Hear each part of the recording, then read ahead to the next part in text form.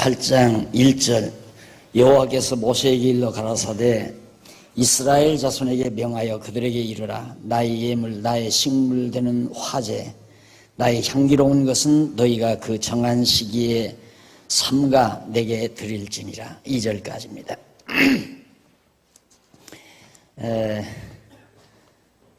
지금 우리 백성에 대한 교훈 내용을 우리가 살펴가고 있는 중입니다. 하나님께서 이스라엘 백성 광야에서 다 죽고 새로 태어난 자들, 그러니까 교육을 또 다시 시켜야 되잖아요. 시내산에서는 애굽에서 나온 자들에게 교훈을 했지만은 어떻게 살라고. 그러나 광야에서 이미 시내산에서 교육받은 사람은 거의 다 죽었기 때문에, 죽고 광야에서 다시 태어났기 때문에 그들에게 다시 교훈을 해야 하는 그런 입장에서 지금 백성에 대한 교훈이 28장에서부터 30장까지 소개됩니다. 959페이지 제일 상단에 보면 정한 제사 규례를 교훈하죠. 그러니까 성경을 보다 보면 한 말 또 하고 한 말 또 하고 하는 것 같아요. 얼른 보면.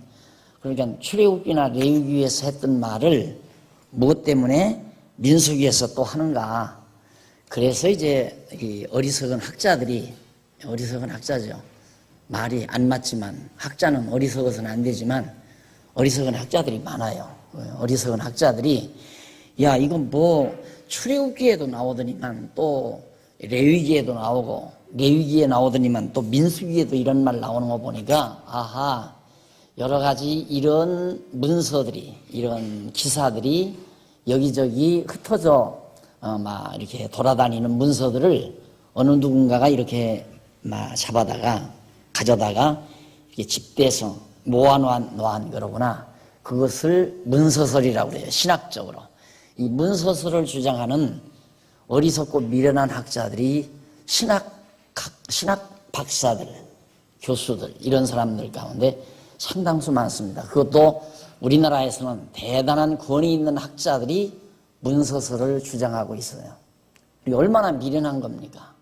여기서 지금 민수기에서 다시 이 제사 규례를 명하시는 이유는 아까 말씀드린 대로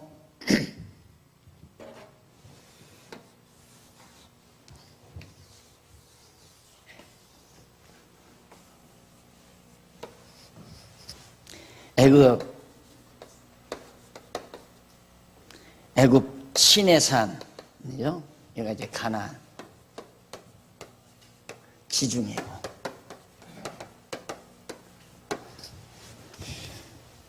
항상 여러분들이 이스라엘 역사서, 그러니까 특히 창세기, 출애굽, 레위기, 민수기, 신명기 이 내용을 공부할 때는 이 지도는 내가 그리지 않아도 이렇게 항상 배경 깔고 있었어야 돼요.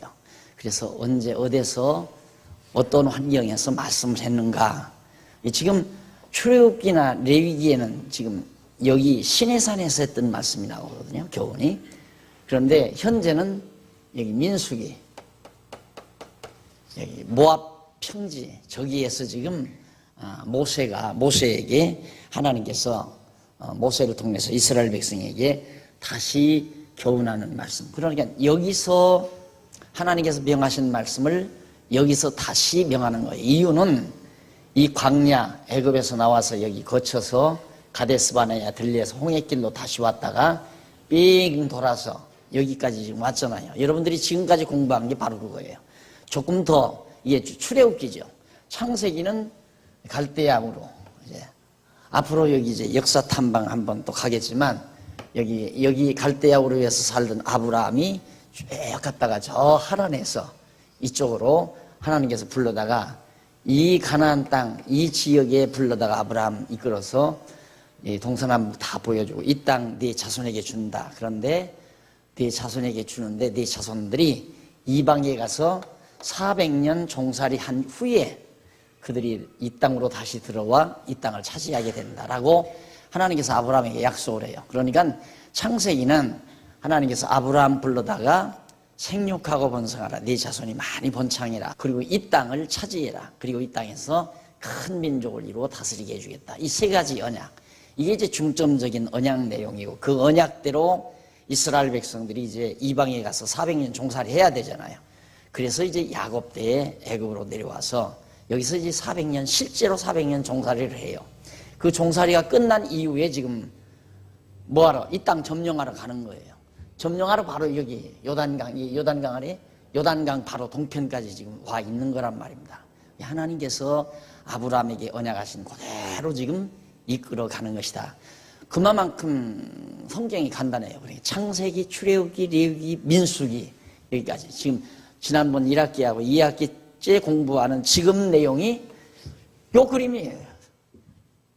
하나님에서 내려와서 아브라함 그랬다가 일이 들어가서 이거 알면 민수기까지 다 하는 거예요. 여기서 신명기 내용도 여기 나와요. 그러니까 신명기가 여기까지다. 그러면 여러분들이 창세기는 뭐냐? 하나님께서 여기가 대개 에덴 동산 부근이라고 그러거든요. 그러니까 하나님께서 천지만물을 창조해서 아담에게 맡겨줬는데 아담이 선악을 알게 된 과일을 따먹은 죄로 결국에 에덴 동산에 쫓겨나 살다가 노아 때 홍수가 나죠. 홍수가 나서 이 바벨탑이 이 바벨 지역이란 말입니다. 이 바벨탑을 쌓고 살다가 이제 많은 민족들이 흩어지는데 야벳 족속은 저리로 가고, 그 다음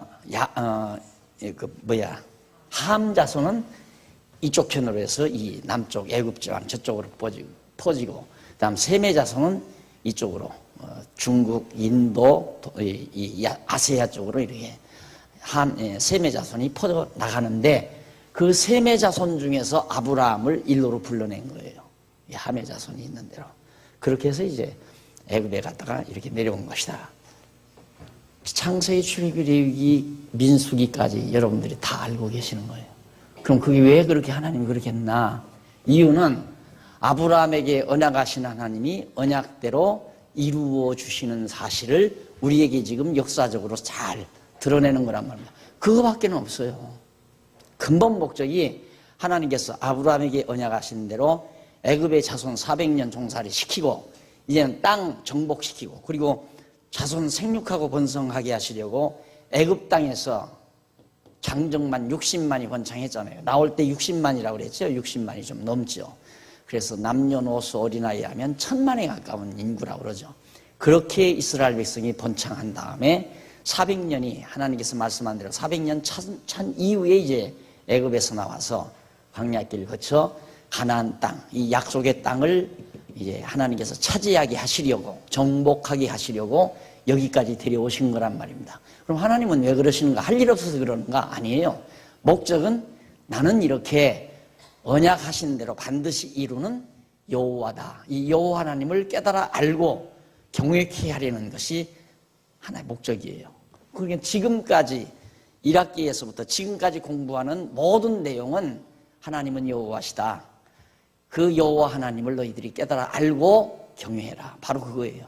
그러니까 우리들이 공부하면서 하나님 여호와를 경외하는 마음이 생기면 공부를 제일 잘하는 사람이고, 성도대학 졸업할 때 정말 하나님은 여호와시오, 여호와라는 게 믿어지고 그 여호와 하나님께 대한 경외심이 있어서 범사에 그를 인정하는 삶을 살면 완벽한 졸업생이 가능한 졸업생 자격이 있는 겁니다.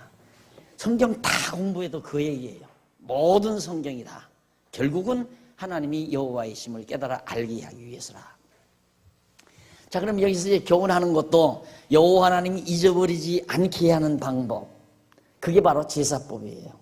그래서 정한 제사 규례를 교훈하는 것이 28장과 29장인데 28장 1절로부터 8절에는 정한 때 백성이 여호와께 드릴 제사 규례, 앞에서 이미 출애굽기나 레위기에서 다 말해줬지만 여기서 다시 태어난 제2세들에게 하나님께서는 다시 교훈하는 내용입니다. 그러니까 간단하게 우리 정리하고 넘어가도록 합니다. 이미 앞에서 다 한 거기 때문에. 자, 거기 한번 읽고 넘어가십시다. 여호와께서 모세에게 일러 가라사대 때 이스라엘 자손에게 명하여 그들에게 이르라. 여호와 하나님이 모세에게 백성에게 명하라는 말씀이죠. 나의 예물, 나의 식물 되는 화제, 불로 태우는 제사, 나의 향기로운 것은 너희가 그 정한 시기에 삼가 내게 드릴지니라. 제사는 반드시, 제물은 반드시 드려라. 또 그들에게 이르되 너희가 여호와께 드릴 화제는 이러하니 1년 되고 흠없는 수양을 매일 둘씩 상번제로 드리되 한 어린 양은 아침에 드리고 한 어린 양은 해질 때 드릴 것이요. 그러니까 이미 성막이 이렇게 만들어졌잖아요. 회막이 이렇게 만들어지고 여기 언약궤가 있고 여기 이제 등대가 있고 아주 향단이 있고 그다음 여기 떡상이 있고 여기 등대가 있고 이렇게 돼 있어요. 됐는데 여기 이제 물두멍이 있고 여기 제단이 있고 여기서 불로 태워 제물을 드리는데 어린 양이라고 그랬나요? 네, 어린 양을 2마리를 매일같이 한 마리는 아침에 드리고 한 마리는 저녁 때 드리고 매일 드리라 이 말이에요. 그러면 여기서 하나님께서 아침 저녁 잡수려고 양고기를 구우라는 얘기인가? 그건 아니다. 목적은 여기에 두신 지성소에 두신 여호와 이름이죠. 여호와 이름을 여기다 두신 거예요. 그러니까 하나님은 형상이 없으니까 이름만 여기다 두는 거예요. 이름만. 그래서 절대 형상을 만들면 안 된다. 왜냐하면 인간은 보는데 눈으로 보는데 약해요. 견물생심이라고 그러죠. 보면 마음이 끌려요. 그러니까 하나님께서는 볼 수 있는 형상을 가진 분이 아닌데 만약에 우상을 만들어 놓으면 사람들이 우상 보는 순간 빨려 들어간단 말이에요. 우상에게. 불상 앞에 가보세요. 속리산에 가보면 막 크게 또 하나 만들어 놨죠.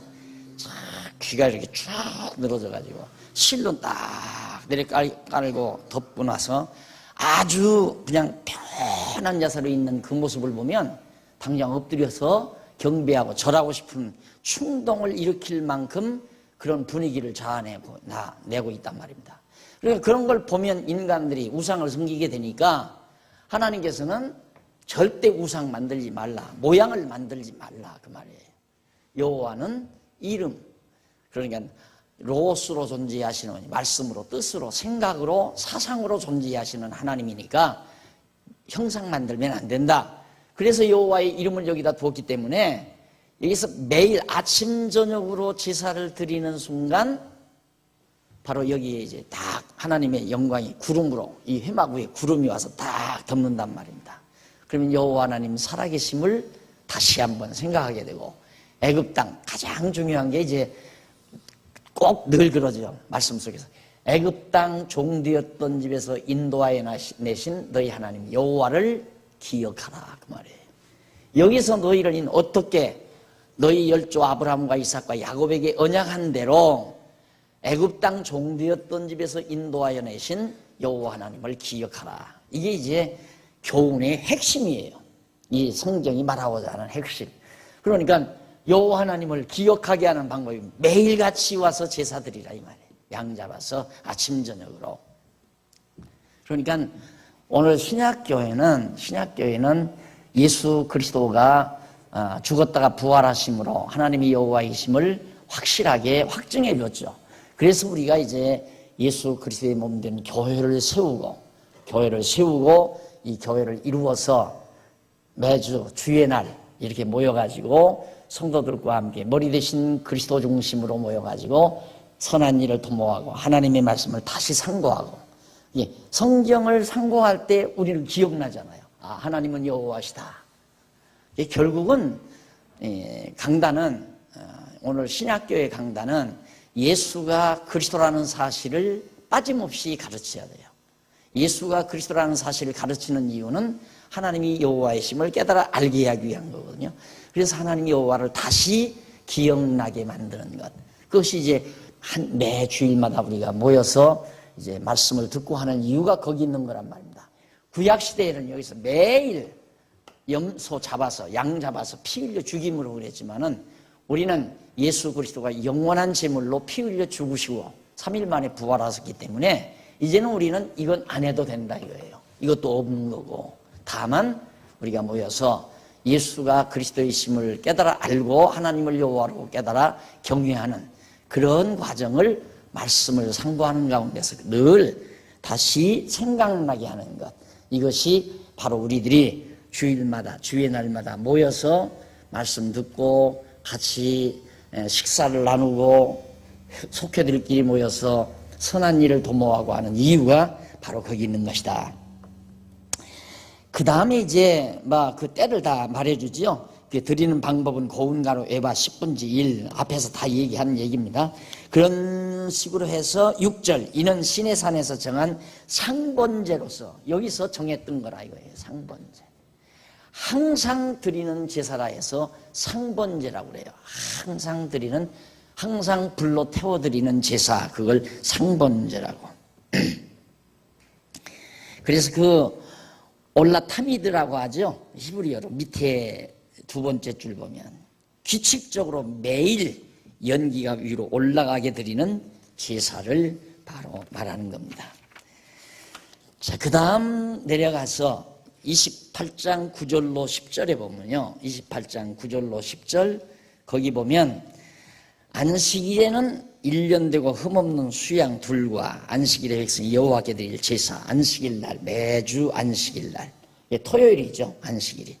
그 다음 11절로 15절에는 매월삭에, 월삭은 매달마다 월삭, 매달마다 또 드리는 제사가 있어요. 그러니까 날마다, 매주마다, 매 안식일마다, 그 다음 매월, 매달마다 이렇게 제사를, 그러니까 항상 그냥 하나님 여호와 잊어버릴 수 없게, 그리고 특별한 절기인 16절로 25절 6월절의 백성이 여호와께 드릴 제사, 6월절 제사를 드려라. 그 다음 963페이지 77절, 77절이죠. 77절의 백성이 여호와께 드릴 제사를 명하는 내용이고, 그 다음 그게 이제 31절까지 6월절과 77절, 77절 6월절과 77절. 6월절은 애굽 땅에서 처음 애굽 땅에서 나올 때 양 잡아서 문설주에 바르고 했던 그거죠. 그런 절기 때 또 제사를 잊지 말고, 그러니까 이 절기를 지키라고 하는 이유는 애굽 땅 종되었던 집에서 인도하여 내신 여호와 하나님, 이 여호와 하나님을 잊어버리지 않게, 그래서 그 절기를 지키라는 얘기예요. 그 다음 77절은 뭐냐? 77절은 6월절이 지난 이후 77이 49 일이 지난 오순절이라고도 해요. 오순절. 한 순이 10일이죠. 5번에 10일이니까 오순, 50일째. 49일이 지난 50일째. 그게 77절이고 그 오순절이고, 그 오순절이라고도 하고 77절이라고도 하고. 이건 뭐냐면 그해 첫 열매. 그러니까 이스라엘 백성들이 여기 들어가가지고, 가나안 땅 들어가가지고 처음 씨앗을 뿌려서 곡식을 거두죠. 열매를, 곡식을 거둬들인단 말입니다. 그 첫 열매 거두는 그때에 하나님 앞에 제사를 드려라. 왜냐하면 여기서는 자기들이 수확을 못했잖아요. 종살이 했으니까. 근데 여기 들어가서 하나님께서 약속한 땅에 들어가서 농사해서 처음 곡식을 거뒀기 때문에 여호와 하나님, 애굽 땅 종되었던 집에서 인도하여 내신 여호와 하나님 잊어버리지 않고 기억하게 하는 방법으로 이 77절을 지키라 그 말이에요. 그런데 오늘 우리는 예수님이 6월절 양으로 죽으셨죠, 십자가상에서. 그래서 우리는 이미 예수 그리스도를 통해서 이루셨기 때문에 우리는 이제 77절 안 지키는 거죠. 6월절은. 77절도 마찬가지예요. 77절도 예수님이 부활의 첫 열매가 되셨어요. 그렇죠? 이 첫 열매 하나님 앞에 드리는 제사 아니에요? 예수님께서 부활의 첫 열매가 되셨기 때문에 예수님이 완벽하게 6월절과 77절을 다 이루신 거예요. 그래서 우리는 이거 안 지키는 거란 말입니다. 그런데 나 어렸을 때만 해도 맥추절, 이 77절이라고도 하고 맥추절이라고도 하고 77절, 오순절, 맥추절 다 똑같은 얘기예요. 맥추절은 보리맥자거든요. 그러니까 그해 처음 거두는 곡식이 보리나 밀을 거두잖아요. 우리나라에서도 한 5월, 6월쯤이 6, 7월쯤이면 이제 보리나 밀을 거두게 되죠. 그래서 그때 소위 교회마다 맥추절이라고 해서 지켰던 그런 기억이 나요. 그러나 이건 엄밀히 말해서 신약교회 시대는 예수 그리스도가 다 이루셨기 때문에 우리는 절기를 구약적인 율법에 의해서 지키는 건 아니에요. 그 다음 추수감사절이라는 게 있죠. 우리나라, 우리 교회. 이 추수감사절은 성경과 전혀 관계없는 겁니다. 다만 우리 신약교회의 한 전통인데, 신약교회 중에도 미국의 청교도들, 그러니까 영국에서 신앙자유를 찾아서 퓨리탄들이 아메리카 대륙으로 가죠. 가서 이제 거기서 첫해 그 황무지를 개간해서 농사를 짓고 곡식을 많이 거둬들였어요. 하나님 앞에 너무너무 감사하잖아요. 그래서 거둬들인 곡식들을 갖다 놓고 축제를 벌린 거예요. 하나님 앞에 감사하는 축제를. 그것이 전통이 돼서 추수감사절이라는 게 나와요. 근데 성경에 보면 추장절이라는 게 나와요. 추장절. 추장절은 뭐냐? 그 해의 마지막 열매. 마지막 열매. 곡식을 농사를 지어서 그의 마지막 열매를 하나님 앞에 제물로 드리는 그런 절기거든요. 그런데 이 마지막 열매는 어떤 열매인가? 첫 열매는 예수 그리스도고 마지막 열매는 심판날에, 이 세상 심판날에 예수님이 오셔서 다 알곡과 쭉정이를 탈곡해서 알곡은 걷어들이고 쭉정이는 불에 던지는 그런 심판의 시대에 있어질 하나님의 심판 섭리를 모형적으로 보여준 것이 추장절이에요. 그러니까 이것도 예수님이 오셔서 하실 일이에요. 그렇기 때문에 구약적인 추장절이나 칠칠절이나 오순절이나 이거 다 모두가 다 누가? 예수 그리스도가, 예수께서 모두가 다 이루신 것이다. 이 절기는. 그러니까 구약 시대에는 여호와 하나님 잊어버리지 않게 하기 위해서 이런 절기들을 지키라고 명하신 내용들이 바로 31절까지. 그리고 29장 1절로 6절. 나팔불날에 여호와께 드리는 제사 규례입니다. 나팔불날은 7월에 이르러는 그달 초 1일에 성회로 모이고 아무 노동도 하지 말라. 7월 1일 날. 이는 왜냐하면 너희가 나팔불날이니라. 너희는 수송아지 하나와 수양 하나와 1년 되고 흠없는 수양 7을 여호와께 향기로운 제물로 드릴 것입니다. 7월 1일 날 드리는 겁니다. 그런데 나팔불날은 매년 7월 1일로 나팔절이라고 그래요. 이걸 나팔절.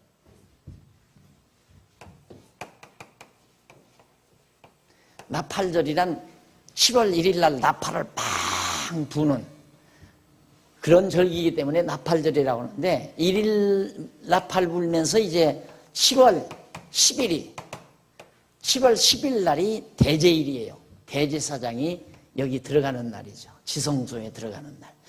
그러니까 7월 10일 날 대제사장이 마지막 송아지의 피를 가지고 여기 가서 뿌려서 하나님 앞에 연락이 돼야 1년 동안 백성들이 지은 모든 죄가 완벽하게 다 용서되는 거예요.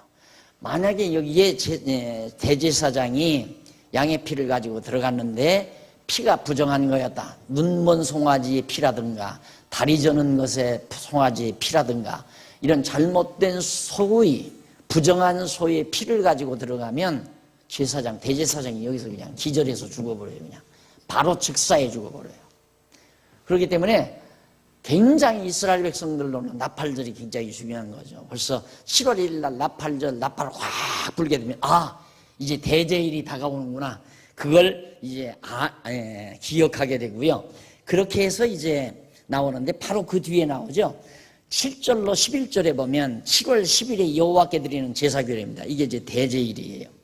읽어보실까요? 7월 10일에는 너희가 성회로 모일 것이요 마음을 괴롭게 하고 아무 노동도 하지 말 것이며 너희는 수송아지 하나와 수양 하나와 1년 된 수양 7을 다 흠없는 것으로 여호와께 향기로운 번제를 드릴 것이며 그 소재로 고운 가루 위에 기름을 섞어서 쓰되 수송아지 하나에는 에바 10분의 1 등등 해서 거기 나오는 겁니다. 그런데 제일 밑에 줄에 보면 끝부분에 7월 10일은 1년 1차에 한 번 모든 백성의 죄를 속하는 날이라 하여 속죄일이라고 그렇게 말합니다. 레위기 16장 29절 34절 23장 27절에 나오죠. 이미 앞에서 여기서 다 명한 거예요. 이걸 여기서 재교육, 이 세들에 대해서 재교육을 시킨다 이 말이에요. 그러니까 내가 초등학교 다니면서 배웠던 교육을 내 자식들이 가서 초등학교에서 또 배우잖아요. 왜? 나만 배웠지 자식들은 모르니까 배우듯이 똑같아요. 40년이 지나고 보니까 전 세대들은 여기서 다 배웠지만 다음 세대가 못 배웠기 때문에 여기서 다시 반복하는 거다. 어리석은 학자들의 말대로 문서설이 아니라 여기저기 비슷한 문서들이 흩어 돌아다니는 것들을 주워 모으다가 보니까 한 말 또 하고 한 말 또 하고 그러는 거다. 그러니까 성경 모르는 젊은이들이 가서 그런 강의를 딱 듣게 되면, 그런 신학자의 강의를 듣게 되면, 아, 그렇구나. 그럼 그렇지. 뭐 성경이 하나님의 말씀일까? 성경이라고 하는 것은 그냥 옛날에 이렇게 돌아다니던 문서들을 누군가 이렇게 집대성 모아서 수집해 놓은 것이다. 그걸 믿어버리는 거예요. 그래서 여러분들처럼 성도대학에서 이렇게 공부를 안 하면 그 사람은 철석같이 그렇게 믿고 그런 교회를 다니는 거예요. 문서서를 주장하는 그런 교회를 다닌다 그 말이에요. 그게 한심하잖아요. 그 사람은 그런 선생들의 교육을 받으면서 사는 겁니다. 얼마나 간단해. 너무도 쉬운 건데도 왜 그걸 모르느냐 이 말이에요. 여기서 한 얘기를 민수기에서 또 하는 이유는 재교육을 위한 거다 이 말이에요. 그러니까 성경에 있는 그대로 하나님께서 역사하신 그대로 모세가 기록해 놓은 것이기 때문에, 그래서 레위기나 출애굽기에 기록된 말씀이 민수기에도 또 나오는 거다. 자, 이거 다 앞에서 한 얘기니까 넘어가고요. 또 29장 17절로 19절, 둘째 날 백성이 여호와께 드릴 제사 규례를 명합니다. 둘째 날은 7월 1일이 첫째 날이고 2일이 둘째 날이고 10일까지 계속 제사를 드리는 10일 동안 날마다. 그 다음 셋째 날 또 드리죠. 그렇죠? 그 다음 967페이지 제일 위에 넷째 날 나오죠? 그 뒤에 다섯째 날 나와요. 그 다음 여섯째 날 나오고. 그 다음 일곱째 날 968페이지 중간쯤. 제일 밑에 여덟째 날. 그 다음 960페이지 중간에 절기를 당하며 여덟째 날 지나서 절기를 당하면 여호와께 각종 제사를 드리라. 너희가 이 절기를 당하거든 여호와께서 이같이 드릴지니 이는 너희 서원제나 낙헌제의 번제, 소제, 전제, 화목제를 드릴 것이니라. 모세가 여호와께서 자기로 명하신 모든 일을 이스라엘 자손에게 전부 다 보였습니다. 그러니까 지금까지 배운 건 바로 날마다 상번제 드리라 그거죠. 날마다 상번제 드리라. 29장에서 상번제 드리라. 그 다음 6월절 드리라. 그 다음 77절 드려라. 그 다음 나팔절 절기 지켜라. 그 다음에 이제 속죄일 7월 10일 속죄일 지키라. 그것뿐이에요. 그거 하는 거예요. 그러니까 제사규례를 하나님께서 재교육시킨 겁니다. 이것은 앞에서 말한 대로 시내산에 다 명한 건데 재교육으로 다시 명한 것이다. 그런데 이 모든 제사의 목적은 애굽 땅, 이 애굽 땅 종되었던 집에서 인도하여 내신 여호와 하나님을 잊지 않게 하려는 거. 그러면 예수께서 지금 6월절 양으로 77절, 나팔절을 비롯해서 이제 오순절, 또 이제 속죄일, 예수님이 다 했죠. 속죄주로 오셔서. 예수님이 오셔서 예수가 그리스도라는 말은 우리의 속죄주라는 얘기거든요. 예수께서 우리의 속죄주로 오셔서 이렇게 하신 것을 우리가 신약 성경을 통해서 예수가 그리스도이심을 계속해서 날마다 배우고 또 듣게 되는 것은 바로 우리를 예수님께서 죄의 종로로 타던 우리를 건져내서 애굽 땅 종되었던 집에서 인도하여 내신 여호와 하나님처럼 우리는 죄의 종로로 타던 우리를 건져내서 구원해 주신 하나님 여호와를 잊지 않고 기억하게 하기 위해서, 기억하고 경외케 하기 위해서 예수가 그리스도이심을 항상 우리는 늘 기억나게 하고 믿게 만들고, 예수가 그리스도이심을 믿는다는 것은 하나님이 우리를 죄의 권세로부터 구원해 주신 여호와시다. 네, 언약대로 그렇게 구원해 주셨다 해서 기억하게 하기 위한 거란 말입니다. 그래서 우리는 예수를 그리스도로 믿는 거예요. 그러니까 예수를 그리스도로 믿기 때문에 이게 다 이제 모형이에요. 예수 그리스도에 대한 모형이라 이 말이에요. 예수 그리스도를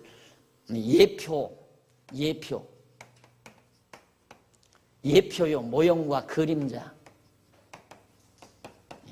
뭐가? 이 모든 것들이 유월절이나 칠칠절이나 나팔절이나 속죄일이나 상번제나 뭐 할 것 없이 다 이 모두가 추장절이나 이 모두가 다 뭐에 대한? 예수 그리스도에 대한 예표로서의 모형과 그림자다. 그러니까 이제는 참것, 실체의 것이 예표가 아니고 참것, 모형이 아니고 실제의 것, 그림자가 아니고 실물의 것, 실물이신 예수 그리스도가 오셨기 때문에 이건 다 필요가 없는 거 아니에요. 우리가 그림자 따라가면 되겠어요? 모형 따라가면 되고? 안 되잖아요. 예표를 따라가도 안 되고. 이제는 참 실체이신 예수 그리스도가 오셨기 때문에 우리는 예수 그리스도를 믿는 거죠. 그러니까 그리스도를 믿음으로 말미암아 이 모든 것에서 우리는 벗어났다. 안 그러면 우리도 양 잡아서 제사를 드려야 되고 성전 지어서 제사를 드려야 되고 칠칠절도 지켜야 되고 오순절도 지켜야 되고 그럴 거 아니겠어요? 다 이제 거기에서 벗어난 거예요. 예수님이 대신 다 이루어 주신 것이다. 그러니까 율법이란 하나님이 명하시고 하나님의 아들 예수 그리스도가 오셔서 다 이루어 주신 거예요. 다. 예, 하나님이 지키라고 명령하신 율법, 모든 신의 산에서 명하신 모든 율법은 하나님이 명령을 하셨는데 하나님이 명령하시고 하나님이신 예수가 그리스도로 오셔서 다 이루어 주셨다. 그래서 율법 아래 예수님이 오신 이유는 하나님이 명하신 율법을 다 이루기 위해서 오신 것이다. 이렇게 여러분들이 딱 기억을 하시면 틀림이 없습니다. 자, 그러면 30장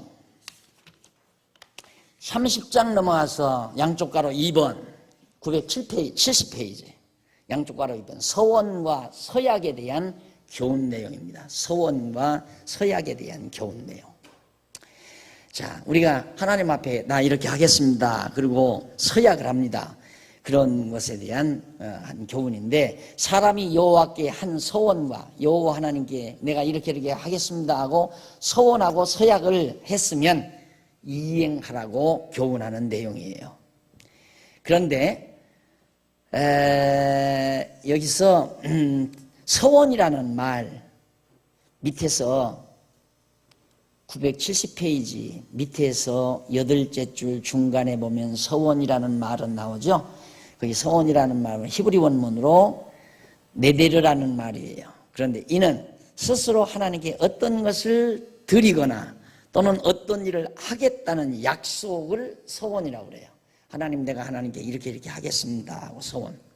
그리고 서약이라는 말은 히브리 원문으로 쉐부아라고 하는데 이는 스스로의 마음으로 하나님께 욕심을 금하겠다는 약속. 내가 이제 내 모든 욕심을 버리겠습니다 하고 약속하는 것. 그때는 약속이라고 하고 서원이라는 말은 서약이라고 하고 서원이라는 말은 하나님께 뭘 이렇게 드리겠습니다 할 때 그러니까 내 모든 욕심을 버리겠습니다 할 때는 서약이고 내 어떤 내 아들을 드리겠습니다 내 무슨 재물을 드리겠습니다 하나님께 이 예물을 드리겠습니다 할 때는 그건 서원이라고 말을 하는 거고요. 서원과 서약이 차이가 있는데 그건 반드시 이행을 해야 된다 하는 얘기입니다. 그러면서 30장 그런데 일단 여기서 이제 서원, 서약. 자, 이것은 욕심, 버림. 이것은 하나님 앞에 재물 드림, 뭐 드리겠다라고 서원하는 거죠. 근데 서약이나 서원 이전에 하나님께서 우리에게 소원을 주어요. 어떤 소원을. 하나님께서 우리 마음속에 어떤 소원을 주면 서약도 할 수 있고 소원도 할 수 있어요. 그러니까 왜 이걸 꼭 서약과 서원을 했으면 지켜야 하는가? 그 이유는 하나님이 그렇게 할 수 있도록 소원을 준 거기 때문에 반드시 서원과 서약을 했으면 지켜라 그 말이죠.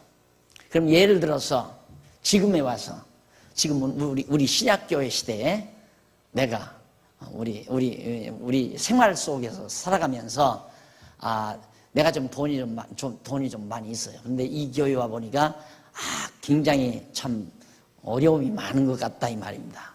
그러니까 내가 여기다가 돈을 좀 내면 이 교회에서 나를 알아주겠구나 이런 생각에서 내가 이 교회에다가 한 1억쯤 연보를 해야 되겠다 이런 소원이 마음속에 생겼다. 그건 어디로부터 소원이 온 건가?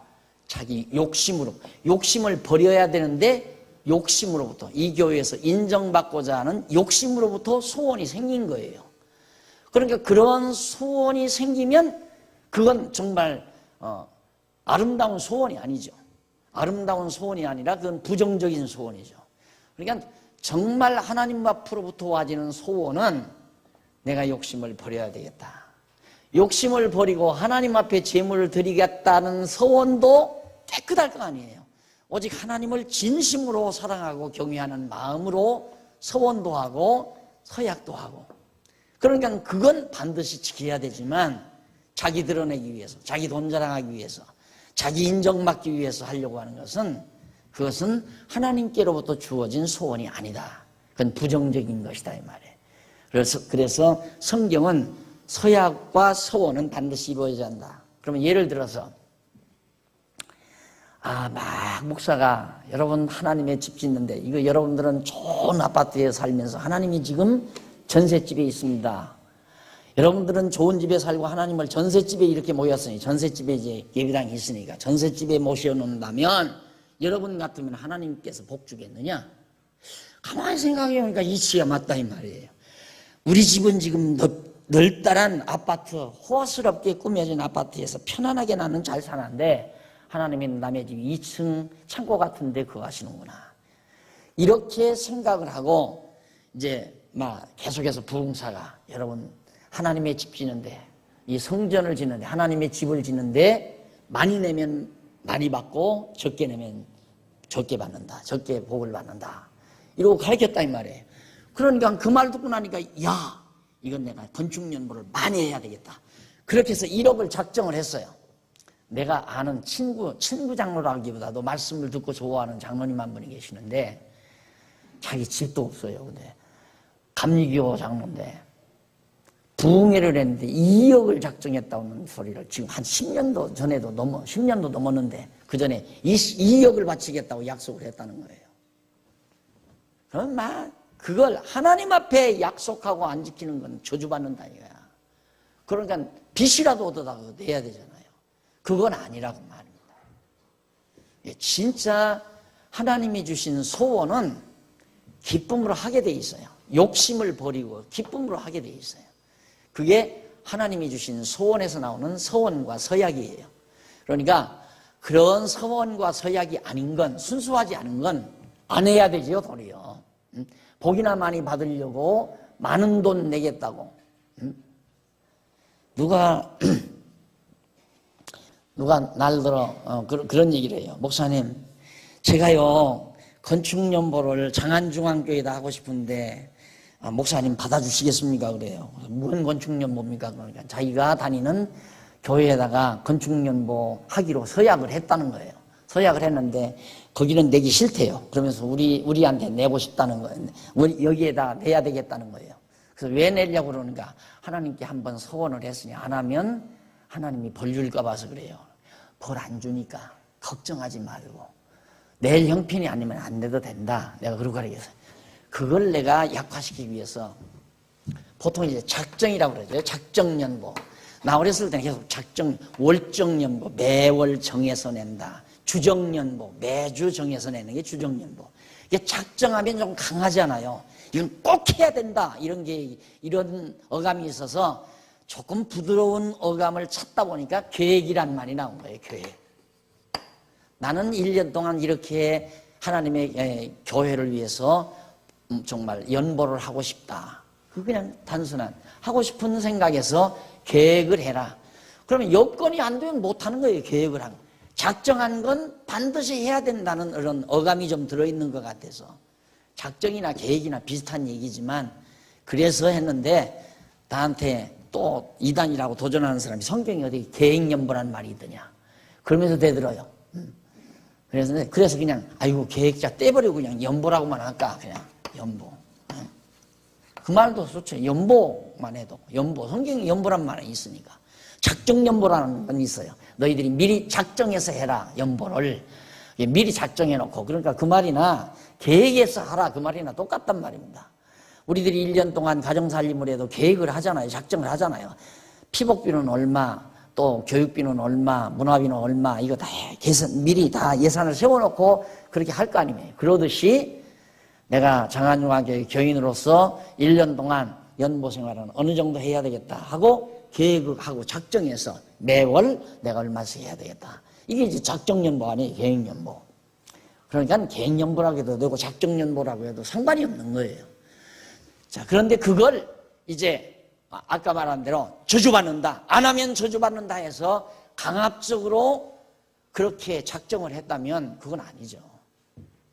서원. 그러니까 작정하는 건 하나님 앞에 이미 하기로 서원했다 이거야. 그냥 반드시 해야 된다. 아니에요. 그건 아니에요. 그러니까 내가 서원하는 것은 하나님께서 내 마음속에 소원을 주고 깨끗한 소원을 주고 소원을 줘서 할 여건을 하나님이 허락해서 하게 하는 거지. 하나님이 주신 소원은 반드시 하게 돼 있어요.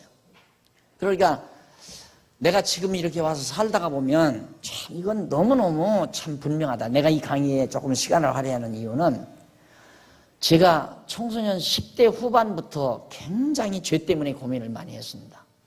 이 죄 때문에. 그러니까 교회 학교를 어려서부터 다녔으니까 죄지면 지옥 간다. 죄지면 지옥 간다. 이거 계속 거짓말하고 남의 거 도둑질하고 죄지면 지옥 간다. 이거 배웠기 때문에 야 이거 죄 안 짓고 어떻게 살 수 없나. 이러다 보니까 이제 사춘기 때 17살 때부터 정말 심각하게 고민을 했어요. 그러다가 이제 20대 초반에 방긋 조금 깨닫게 되니까 이거 내가 교회 다니면서 잘못 배웠구나. 그래서 내가 조금 깨달은 것으로 나처럼 젊은이들이 이렇게 고생해서는 안 된다 해서 그래서 이제 성경을 가르치기 위해서 국민성사학원이라는 학원을 야학을 만들어 가지고 성경도 가르치고 영어도 가르치고 한문도 가르치고 수학도 가르치고 그러면서 이제 야학을 했단 말입니다. 그러면서 이제 농촌운동을 했는데 하면서 계속 내가 바라는 것은 성경 서당. 전국 방방곡곡 모든 마을마다 성경 서당을 세워가지고 모든 사람이 모두가 다 성경을 배우는 그런 학당을 세우고 싶었던 게 제 소원이었어요. 20대 후반에. 그래서 이제 실제로 한 10여 군데 서당을 세웠어요. 학원을, 야학을 세워놓고 또 이 건물이 서지기 전에는 동네 사랑방 같은 걸 얻어가지고 이제 청소년들 모아놓고 이제 성경을 가르치고 그런 일을 했는데 그게 일평생 내 소원. 하나님께서 내 마음속에 그 소원을 주시더니만 그때 그 소원이 있을 때 이렇게 해서 막 전국에 다 이 성경 가르치는 학당 세워서 등록금 얼마씩 받아가지고 이거 1년 수입이 얼마냐 이런 생각 전혀 없었어요. 오직 어떻게 하면 성경을 모르고 나처럼 고생한 많은 사람들이 성경을 바르게 알 수 있을까.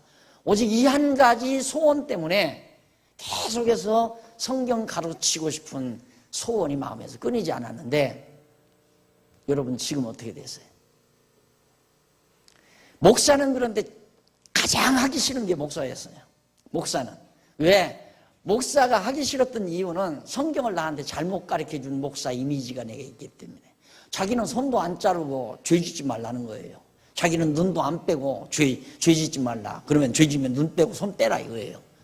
그런데 자기는 안 자르고 눈도 안 뺐으니까 내가 볼 때는 저 사람 눈으로 범죄도 안 하고 손으로 범죄 안 했는가? 그게 안 믿어지는 거예요. 그러니까 이제 거짓말쟁이, 유선자 이러니까 목사는 전부 유선자로 보이는 거죠.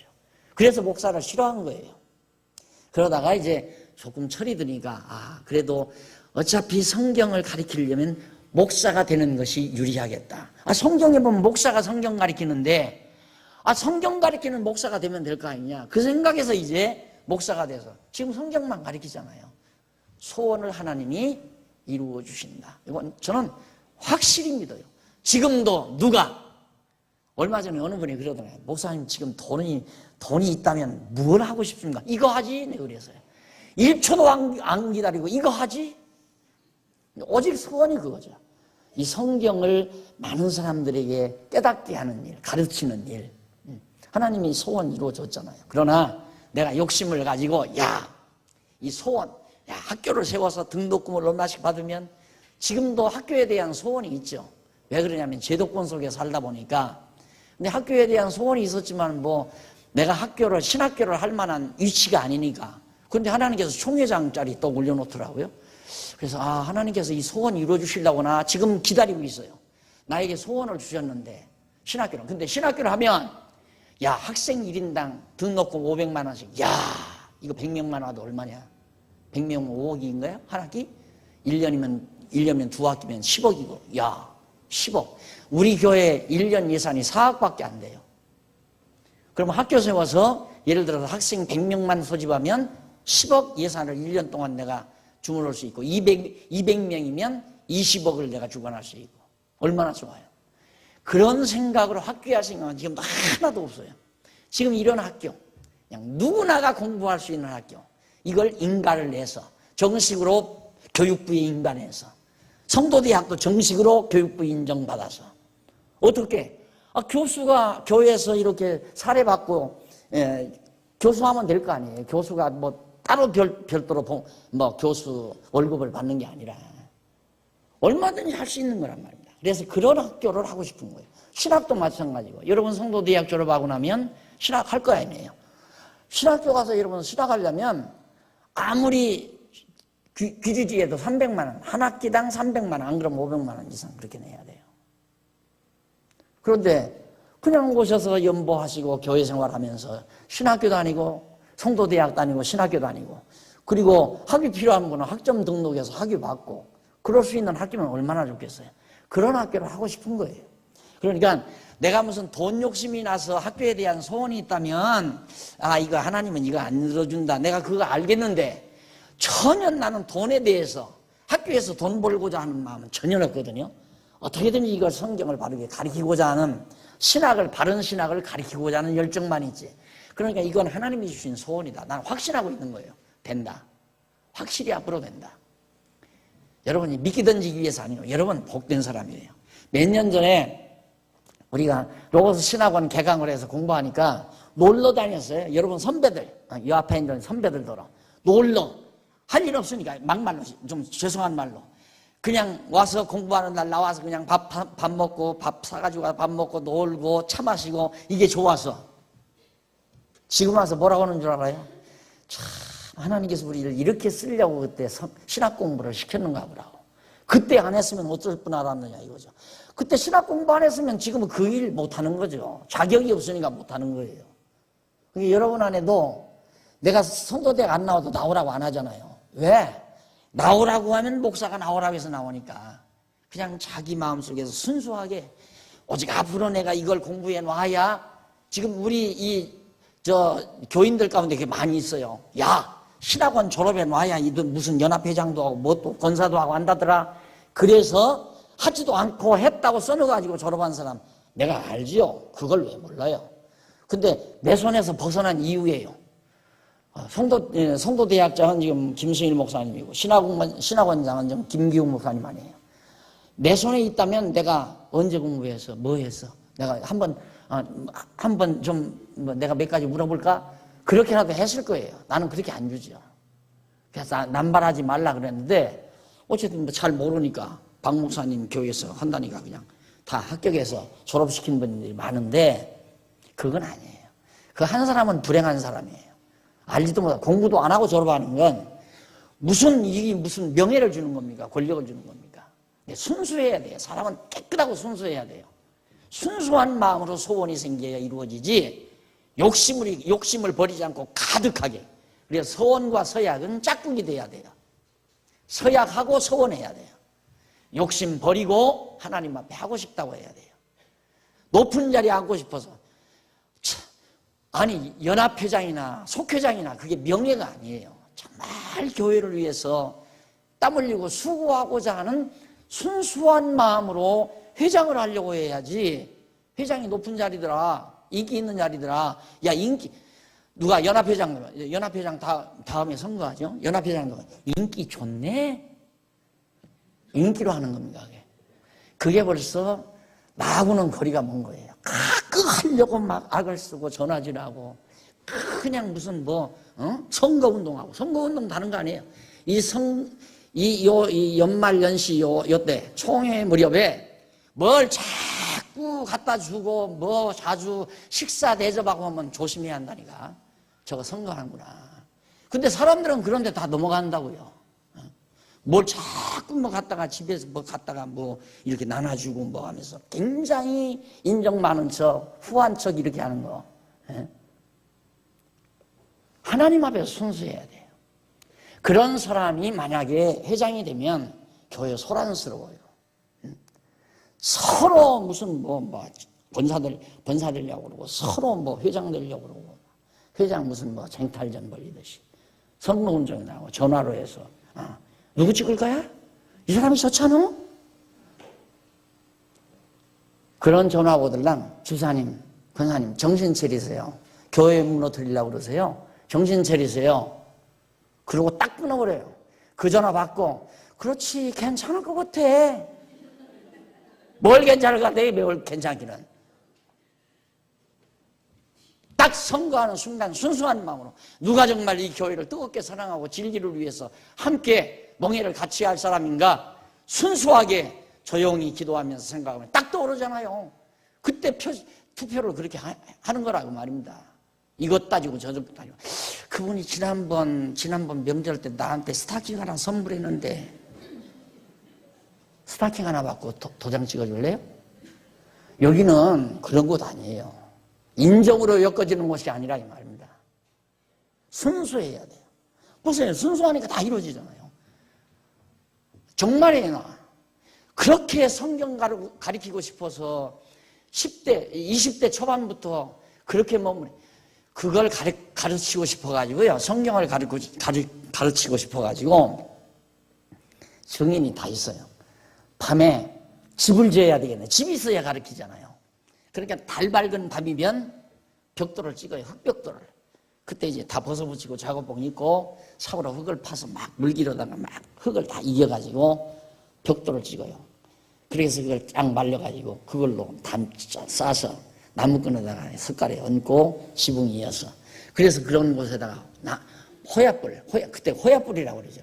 램프불 그 기름으로 그거 사다가 달고 해서 이제 밤 10시까지 늦은 밤 10시까지 10시 반까지 그렇게 계속 성경을 가르치는 삶을.